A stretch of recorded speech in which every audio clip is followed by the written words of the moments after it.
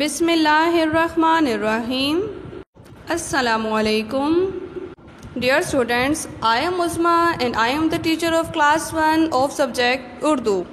I hope you all are well with your families at your homes. I have started the lecture of your subject Urdu. پیارے بچوں، اب آپ اپنی آل objective کی work بک نکالیں.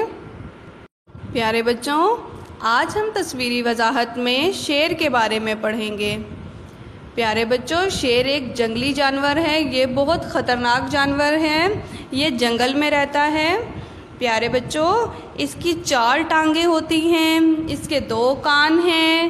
اس کی 1 ناک ہے. اس کے بہت نوکیلے دانت ہوتے ہیں. اس کے سر پر لمبے لمبے بال ہوتے ہیں. اس کی دم لمبی ہوتی ہے.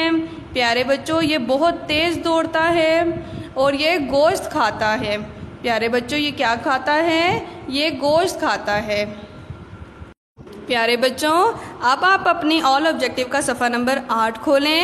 صفحہ نمبر 8 پر آپ شیر کی تصویر کو غور سے دیکھیں اور اس کے نیچے جو ذخیرہ الفاظ ہیں: شیر، خطرناک، جانور، جنگل، چھوٹی، آنکھیں، ٹانگیں، دم، سر، لمبے بال، شکار، گوشت، ان الفاظ کی مدد سے نیچے جو لائنز دی گئی ہیں یہاں پر 1 فنگر گیپ دے کر بہت نیٹ کم از کم 5 جملے 5 سینٹنسز ذخیرہ الفاظ کی مدد سے بنانے ہیں. پیارے بچے، چلے آئیں اب ہم تصویر کو غور سے دیکھتے ہیں اور جملے بناتے ہیں. پیارے بچوں، سب سے پہلا لفظ ہے شیر. شیر ایک خطرناک جانور ہے. یہ جنگل میں رہتا ہے. اس کی 2 آنکھیں ہیں. اس کی 4 ٹانگیں ہیں. اس کی دم لمبی ہے. اس کے سر پر لمبے لمبے بال ہوتے ہیں. شکاری اس کا شکار کرتے ہیں. اور یہ کیا کھاتا ہے؟ یہ گوشت کھاتا ہے. پیارے بچوں، ضروری نہیں ہے کہ جو میں نے آپ کو سینٹنسز بتائے ہیں آپ وہی سینٹنسز بنائیں. آپ خود سے بھی سینٹنسز بنا سکتے ہیں. آپ نے بہت نیٹ آرام سے بہت پیارا لکھنا ہے.